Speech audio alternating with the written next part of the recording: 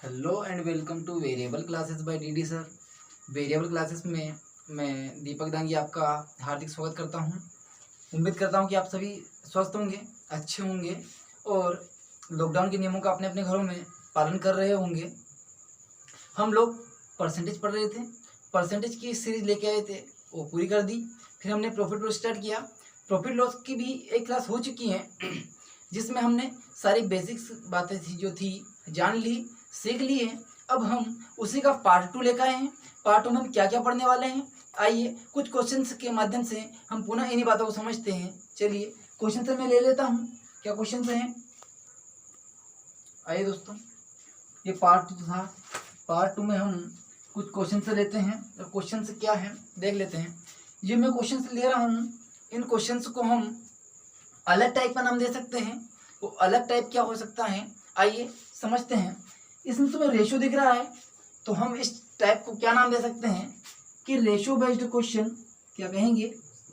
Ratio based question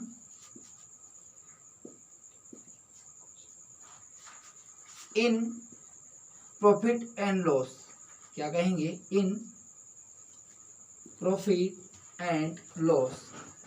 लाभ और हानि में रेशियो का किस प्रकार का रोल होता है, किस प्रकार के क्वेश्चंस आते हैं और इन्हें हम किस प्रकार से डील करते हैं देख लेते हैं। तो चैप्टर का नाम क्या लिख लोगे या इसका जो टाइप है उसको क्या लिख दोगे? Ratio based question in profit and loss, या हिंदी में कहेंगे तो लाभ और हानि के चैप्टर में रेशियो का किस प्रकार का योगदान है या रेशियो के किस प्रकार क्वेश्चन आते हैं। देखें, इस क्वेश्चन को सोल्व करते हैं। क्वेश्चन को पढ़ लेते हैं कि किसी वस्तु के क्रय मूल्य और विक्रय मूल्य का जो अनुपात दे रखा है वो 5:4 है। तो हानि प्रतिशत ज्ञात करो। जो क्रय मूल्य को हम सीपी कहते हैं, लिख देते हैं, और विक्रय मूल्य को हम एसपी कहते हैं। पिछले वीडियो में हमने इसके बारे में बहुत डिटेल में डिस्कस किया था। ये सेलिंग प्राइस है। तो उसका क्रय मूल्य और विक्रय मूल्य दे रखा है। क्रय मूल्य भी दे रखा है 5 और विक्रय मूल्य दे रखा है 4। दोस्तों एक बात बता देता हूँ कि जो रेशियो दे रखा है यह कभी भी एक्चुअल नहीं होता है। क्या? ये जो रेशियो दे रखा है यह कभी भी एक्चुअल नहीं होता है।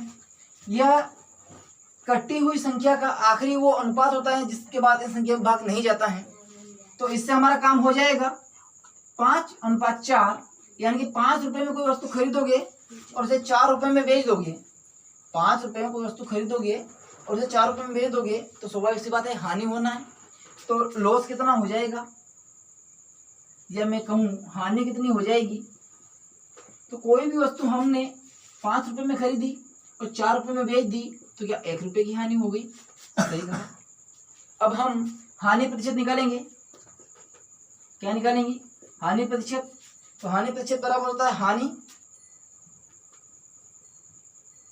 बटे क्रय मूल्य इंटू 100, यही होगा।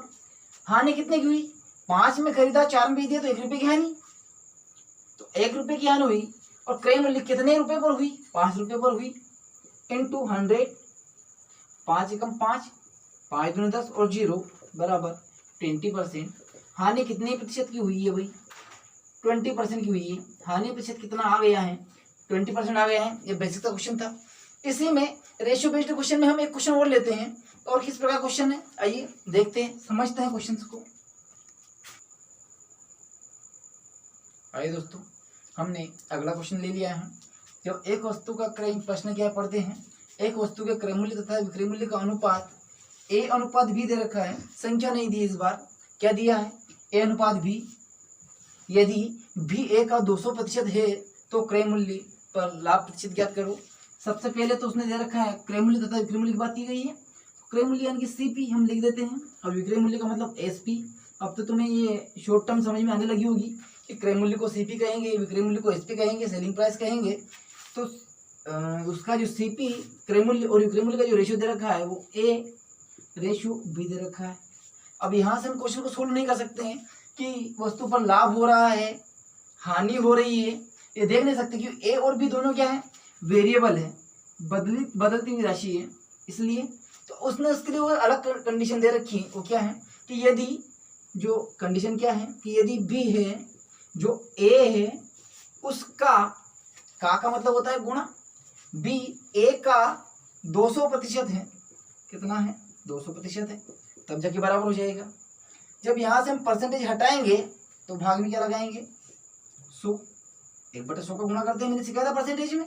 जब यहाँ से हम इसमें 1/100 का गुणा करेंगे तो ऐसे ही लिखेंगे, 2 जीरो से 2 जीरो कट कर देंगे, तो यहाँ बचा b बराबर a इंटू 2, यही बचेगा। अब मैं यहाँ से a बटे b की वैल्यू निकालता हूँ या b बटे a की वैल्यू निकालता हूँ, तो b अपॉन a, इसके बटे में गया तो 2 अपनी जगह पर, और 2 के बटे में 1 लिख सकते हैं। जिसके बटे में कुछ भी नहीं होता है उसके बटे में 1 होता है, क्योंकि मैंने पहले भी कहा है कि मैथ्स में एक भगवान का रूप होता है, कहीं भी यूज कर सकते हैं। तो दोस्त जिसके बटे में 1 ना हो उसके बटे में 1 लिख दिया, ठीक है। अब b की वैल्यू 2 है और a की वैल्यू 1 है, जरा मैं यहाँ लिख देता हूँ, b की वैल्यू 2 और a की वैल्यू 1, यानी कि अगर कॉस्ट प्राइस 1 रुपया होगी तो सेलिंग प्राइस 2 रुपया होगी। यानी कि 1 रुपये में तुम वस्तु को खरीद रहे हो और 2 रुपये में बेच रहे हो, तो देखकर बता सकते हैं हम कि 1 रुपये का लाभ हुआ है। यानी कि 1 रुपये की वस्तु पर 1 रुपये का लाभ, यानी कि 100% लाभ होगा। पर कैसे निकालते हैं उसे देखते हैं कि यहाँ से लाभ तो हमें कितने रुपए का आ गया है, 1 रुपये का प्रॉफिट आ गया। प्रॉफिट यानी कि लाभ कितने का है, 1 रुपये का। लाभ प्रतिशत जब निकालेंगे तो कैसे निकलेगा, लाभ प्रतिशत बराबर लाभ कितने का, 1 रुपये का, अपॉन क्रय मूल्य कितना है 1 रुपये का, इंटू 100 कितना हो गया, लगाना था बस उसके लिए, परसेंटेज के लिए। एक का कोई मतलब नहीं रहता है, तो लाभ कितना हो जाएगा 100%, यानी कि जितने में खरीदी उतने ही ज्यादा रुपए में हमने बेच दिया, तो लाभ प्रतिशत हमारा 100 रुपये हो या 100% हो गया, 100 रुपये नहीं होगा 100% हो जाएगा। चलिए इसी प्रकार कुछ अलग टाइप के प्रश्न देखते हैं। रेशियो पर बेस्ड क्वेश्चन इसी प्रकार के आते हैं। इसमें अगर वो कुछ वेरिएबल क्वेश्चन आते हैं तो हम उन्हें देख लेंगे, वरना अलग टाइप देखते हैं क्या आते हैं। चलिए हेलो दोस्तों, अगला क्वेश्चन हम देख रहे हैं। क्वेश्चन से क्या है, ये यहाँ से हमने अलग टाइप की शुरुआत की है, और टाइप इसे हम क्या नाम दे सकते हैं, चलिए देखते हैं। इसके तुम चाहो तो लिख सकते हो टाइप। दोस्तों इस टाइप के क्वेश्चन को हमने अलग टाइप नाम देने की कोशिश की थी, और वो क्या है देखिए, क्रय मूल्य। तुम्हें टाइप का जो नाम डालना है वो क्या डालेंगे, क्रय मूल्य और विक्रय मूल्य में संबंध। क्या है, क्रय मूल्य और विक्रय मूल्य संबंध, या इंग्लिश में लिखेंगे तो relation between CP and SP. क्या लिखेंगे, relation between cost price and selling price. क्यों, क्योंकि 400 नींबू का क्रय मूल्य 320 नींबू के क्रय मूल्य के बराबर दे रखा है, दोनों में संबंध दे रखा है और कुछ भी नहीं दिया है, इसलिए हमने ऐसा लिखा है। तुम, मुझे उम्मीद है कि तुम ये टाइप का नाम अगर लिखना चाहो तो लिख लोगे। मैं इसे यहाँ से रफ करता हूँ और क्वेश्चन को सोल्व करता हूँ। क्या है क्वेश्चन, देखो तुम्हें पता है कि मैथ्स में का मतलब क्या होता है, गुणा होता है, या की का मतलब भी गुणा होता है। देखो 400 नींबुओं का नींबू को मैं या तो एन से शो कर दूंगा कि तुम्हें एन का मतलब नींबू दिखे, या फिर मैं कुछ भी शो ना करूं तो भी चलेगा। 400 नींबू का जो क्रय मूल्य है सीपी है, बेसिक से छोड़ ट्रिक है कि 400 नींबू का जो क्रय मूल्य है वो 320 नींबुओं की जो विक्रय मूल्य यानी सेलिंग प्राइस है उसके बराबर है। ये बात किसे समझ में आई, क्योंकि इस टाइप की जो क्वेश्चन है उसका पूरा सार इसी समीकरण से निकल जाएगा और आपका आंसर भी यहीं से आ जाएगा। क्या है, 400 नींबुओं का मतलब गुणा लगा दिया, 400 नींबुओं का क्रय मूल्य कॉस्ट प्राइस 320 नींबुओं की सेलिंग प्राइस के बराबर है, तो हमने बराबर लगा दिया। चलो अब आगे सोल्व करते हैं। क्या है सॉल्यूशन, कि हम एक तरफ सीपी और एसपी को लेकर जाते हैं और एक तरफ संख्या को ले लेते हैं, तो सीपी अपनी जगह पर और एसपी इधर गुणा में इधर आएगी, बराबर की इधर तो भाग में आएगी एसपी बराबर 320 अपनी जगह पर पहले से बैठा हुआ है अभी, अपॉन 400 इधर गुणा में था, इधर आएगा तो भाग में, अपॉन में आएगा भाग में। मैं एक जीरो से एक जीरो को कट कर देता हूं और बाकी बची संख्या जो कट रही है उसे काट देते हैं, 4 से कट कर देते हैं, 4 से कट कर देते हैं तो 4 × 32, 4 × 4 और 0, एक बार फिर कट कर देते हैं 2 से, 2 × 8, 2 × 5 10, यानी कि सीपी और एसपी का जो रेशियो आया है तो कितना आया है CP और SP, इसका जो रेशियो आया है 4/5, यानी कि यदि तुम्हारा क्रय मूल्य 4 रुपये है और विक्रय मूल्य 5 रुपये है, हमने शायद इस प्रकार क्वेश्चन पहले कर भी लिया है कि 4-5 जो संख्या आई थी, पर फिर भी मैं बता रहा हूँ कि क्रय मूल्य 4 रुपये है और विक्रय मूल्य 5 रुपये है। जब हम कम में खरीदते हैं और अधिक में बेचते हैं तो हमें लाभ होता है, यानी कि यहाँ से तुम लाभ % निकाल सकते हो। ये बात तो कंफर्म हो गई। 4 में खरीदा और 5 में बेच दिया, यानी कि 1 रुपये का लाभ। कितने का लाभ होगा सर? 1 रुपये का लाभ होगा, यानी कि मैं यहाँ पे लिख देता हूँ लाभ बराबर 1 रुपये। अब लाभ प्रतिशत निकालना है। लाभ बटे 100 इंटू लाभ बटे, सॉरी आगे पीछे लिख दिया था, लाभ बटे क्रय मूल्य इंटू 100। देखो लाभ अपना 1 रुपये था, लाभ % निकाल रहे हैं तो लाभ 1 रुपये का है, क्रय मूल्य कितना है 4 रुपये है, इंटू 100। 4 से इसे कट कर देंगे, 4 दूनी 8, 2 बचे 20, 4 पंजे 20, यानी कि लाभ प्रतिशत क्या निकल के आया 25%। दोस्तों ये कैलकुलेशन थोड़ी हार्ड हो सकती है, ये थोड़ी सिंपल हो सकती है। जिसे टेबल आती है उसके लिए सिंपल हो जाएगी और जिसे टेबल नहीं आती है उसके लिए कैलकुलेशन हार्ड हो जाएगी। तो मैं उम्मीद करता हूँ कि तुम कैलकुलेशन को थोड़ा सही करने के लिए अपने टेबल से थोड़ा सा स्ट्रॉन्ग कर लोगे, या फिर तुम्हें स्ट्रॉन्ग नहीं करना है, कम टेबल आती है तो वो क्या होगा कि कैलकुलेशन में तुम्हें समस्या आएगी या धीरे धीरे कट करोगे। तो मैं चाहता हूँ कि थोड़ा सा तुम 15, 20, 25 तक टेबल याद कर लो कम से कम, ताकि तुम्हें कोई समस्या ना आए। चलो हम अगला क्वेश्चन से देखते हैं। अगला क्वेश्चन क्या है, आइए दोस्तों उसी टाइप का हम पुनः एक क्वेश्चन और लिया है, उस क्वेश्चन को करते हैं कि 24 सेबों का क्रय मूल्य 18 सेबों के विक्रय मूल्य के बराबर है, लाभ अथवा हानि प्रतिशत ज्ञात करो। ऐसा प्रश्न में लिखा है, तो हम लिख लेंगे 24 सेबों का क्रय मूल्य यानी कि CP 18 सेबों के विक्रय मूल्य यानी कि सेलिंग प्राइस के बराबर है। तुम्हें क्या करना है, जब दोनों में संबंध दे रखे हैं तो एक हिस्से की इक्वेशन बनाना है। मैंने पहले वाले क्वेश्चन में भी कहा था। अब क्या CP और SP को एक तरफ लेके जाएंगे, हम इसे इधर भी ला सकते हैं और SP को इधर भी ले जा सकते हैं, कोई भी नुकसान नहीं है। किसी को भी लेके जाओ आंसर सेम आएगा। तो CP अपनी जगह पर और SP यहाँ से उठ के इधर आएगा, यानी कि बराबर के इधर जाता है। बराबर से जब ये अपने राइट हैंड से लेफ्ट हैंड पे जाता है तो क्या करता है कि अपनी चिन्ह बदल लेता है, तो ये गुणा में इधर आएगा तो भाग में सेलिंग प्राइस 18 अपनी जगह पर। और जब 24 इधर आएगा राइट वाली डायरेक्शन में, राइट हैंड की तरफ, तो क्या अपॉन में 24 कट कर देते हैं। 6 × 18 और 6 × 24। CP और SP का रेशियो क्या बना 3:4 या 3/4।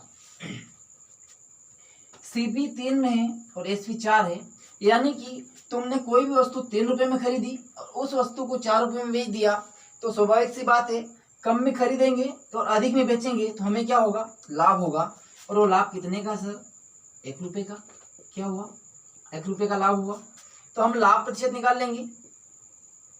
पहले लाभ लिख देते हैं, लाभ बराबर 1 रुपये, लाभ प्रतिशत बराबर लाभ बटे क्रय मूल्य इंटू 100।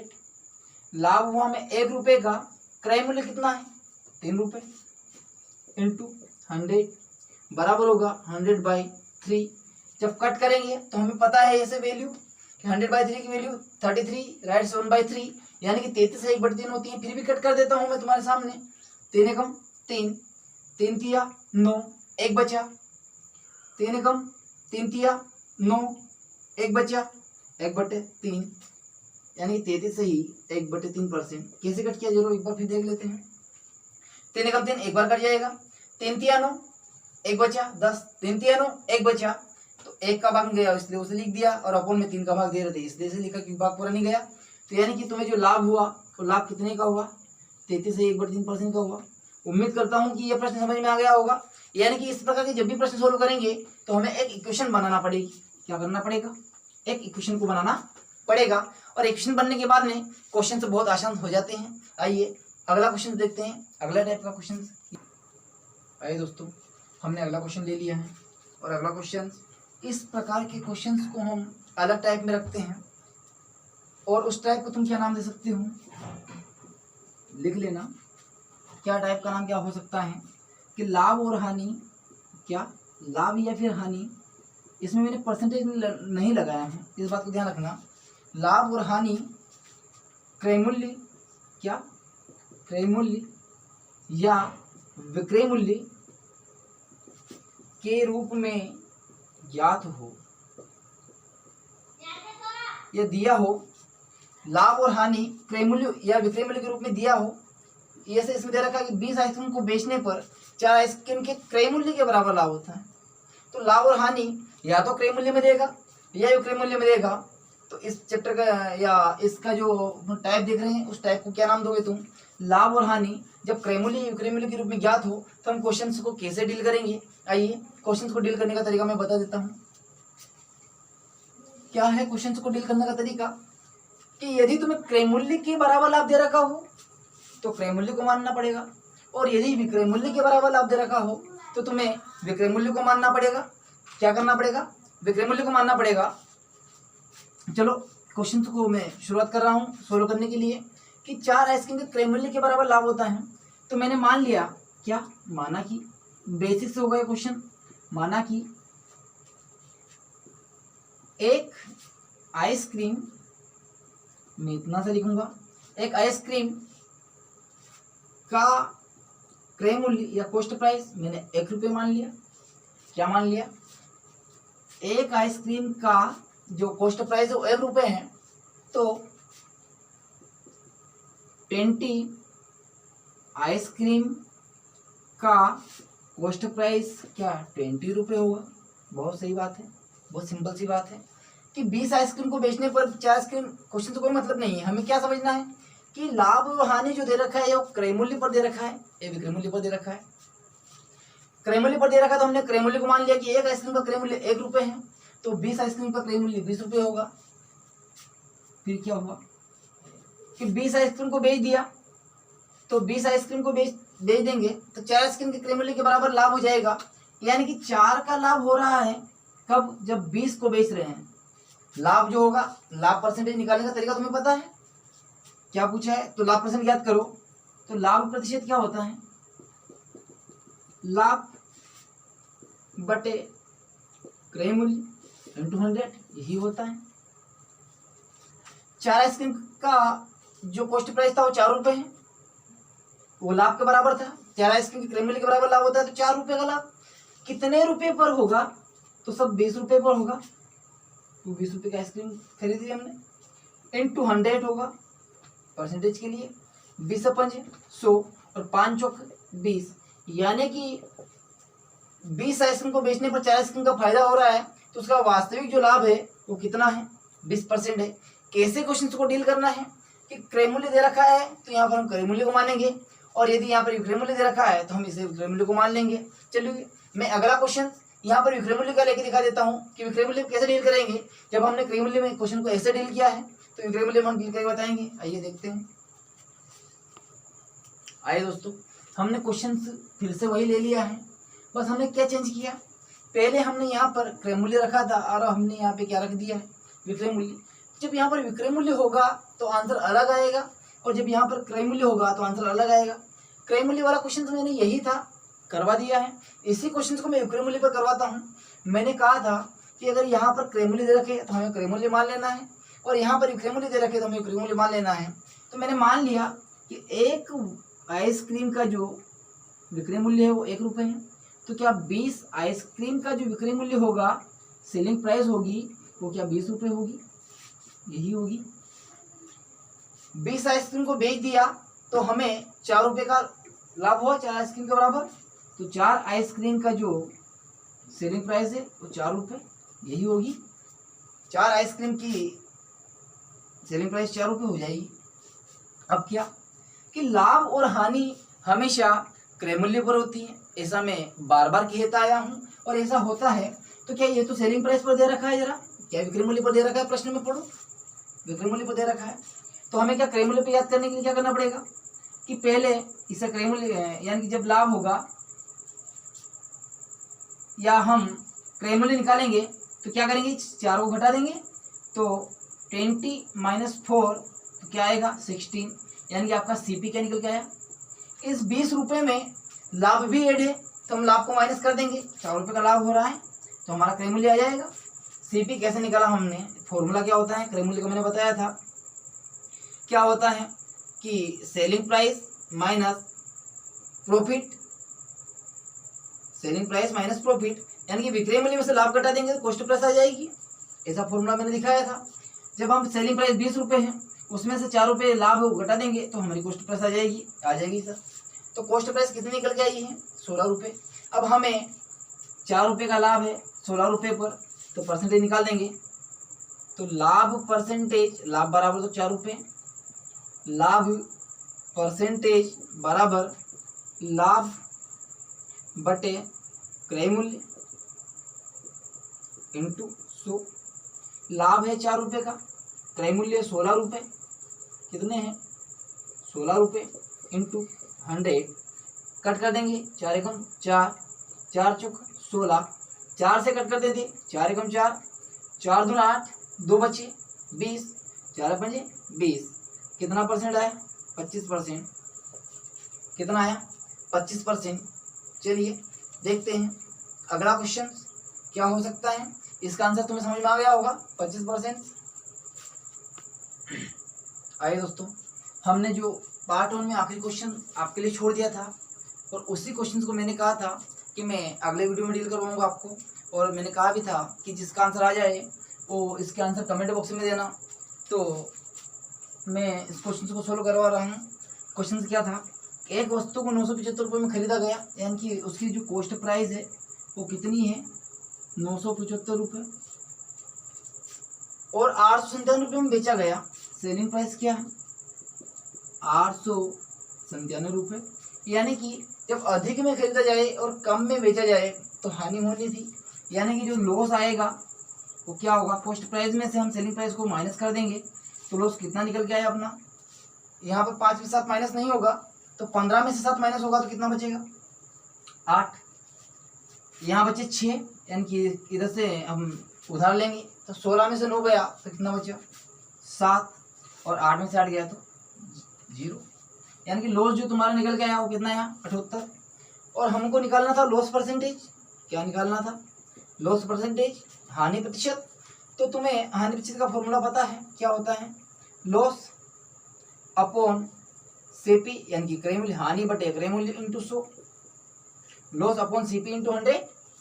लॉस तुम्हारा हुआ 78 रुपये का, कितने रुपए पर हुआ सर, तो तुम्हें हुआ है 975 रुपये पर इंटू 100। जो संख्या कट हो रही है उसे कट कर देंगे।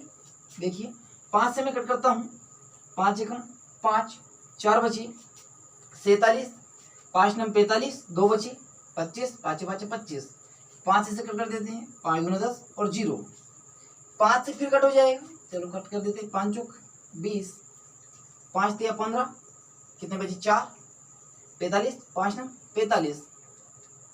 अब हम कट कर देते हैं, ये 39 है, 39 की टेबल आती नहीं है, छोटी संख्या से कट कर देते हैं। हालांकि 39 का डबल कितना होता है 78, फिर भी मैं छोटी संख्या से कट कर रहा हूँ। 3 एकम 3, 3 तिया 9, 3 दूना 6, बचा 1 18, 3 6 18। अब 13 की टेबल तो आती है, 13 एकम 13, 13 दूना 26, सिंपल सी टेबल है, बोल दीजिएगा।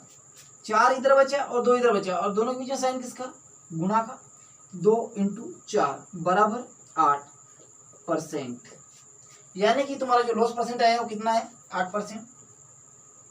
लॉस प्रतिशत बराबर 8%। उम्मीद करता हूँ कि सारे प्रश्न तुम्हें समझ में आए होंगे। इसी तरह आपके लिए वीडियो आते रहेंगे, आप वीडियो को सपोर्ट करते रहना, हम आपके लिए आगे भी इसी तरह कोशिश करते रहेंगे।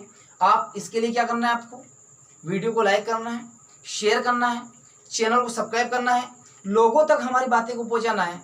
हम बातें जो बता रहे हैं, हम जो क्वेश्चन करवा रहे हैं, इन्हें तुम लोगों तक पहुंचाओगे, इससे हमारा भी फायदा होगा और तुम्हारा भी फायदा होगा, ताकि ज़्यादा से ज़्यादा लोग हमसे जुड़ पाएँ। चलिए मिलते हैं अगले वीडियो में, आइए, गुड बाय।